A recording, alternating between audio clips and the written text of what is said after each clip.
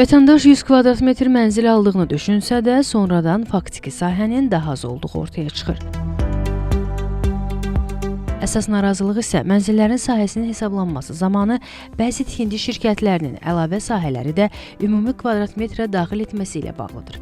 Əmlak məsələləri üzrə ekspert Ramil Osmanlı deyir ki, mənzillərin sahəsinin hesablanması Şəhərsalma və Tikinti Məcəlləsinin 59-cu maddəsində ətraflı şəkildə müəyyən olunub. Qəti şəkildə çöl divarların, hətta arakəsmə divarların sahəyə salınması yol verilməzdir.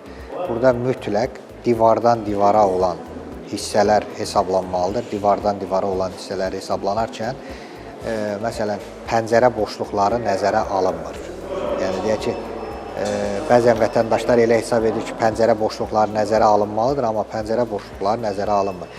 Plintus dediyimiz hissə ki var, o çıxılmaq şərti ilə divardan divara olan sahələr ölçülür və ümumi sahədə ona uyğun hesablanır.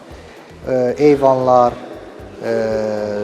teras sahələri 0,3 əmsalına, balkonlar 0,5 əmsalına, lodyalar isə 1 əmsalına vurulmaqla sahəyə əlavə olunur. Ekspertin sözlərinə görə, bəzi tikinti şirkətləri normativ tələbləri pozaraq mənzilin sahəsini çöl divardan hesablamaqla olduğundan artıq göstərirlər. Bu isə vətəndaşın maddi zərərə düşməsi ilə nəticələnir. Müqavilə ilə qeyd olunan sahə ilə çıxarışdakı sahədə tutaq ki, 20 kvadrat, 15 kvadrat, 30 kvadrat fərq var. Çıxarış aldığı gündən etibarən vətəndaşın həmin məsələ ilə bağlı məhkəmə qaydasında iddia qaldırmaq hüququ yaranır. Yəni, aldadıldığını bildiyi andan.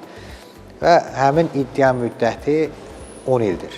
10 il müddətinə vətəndaş istənilən vaxtı iddia verib qarşı tərəfdən ona dəymiş zərəri tələb edə bilər və tikinti şirkətlərinin də nəzərinə çatdırıram ki, tikinti şirkətləri bilsin ki, onlar satdıqları dövrə olan qiymətlə deyil, iddia dövrünə olan qiymətlə qarşı tərəfə kompensasiya ödəmək məcburiyyətində qalacaqlar. Ekspert hesab edir ki, bu kimi halların qarşısının alınması üçün tikinti sektoruna nəzarət mexanizmləri daha da gücləndirilməlidir.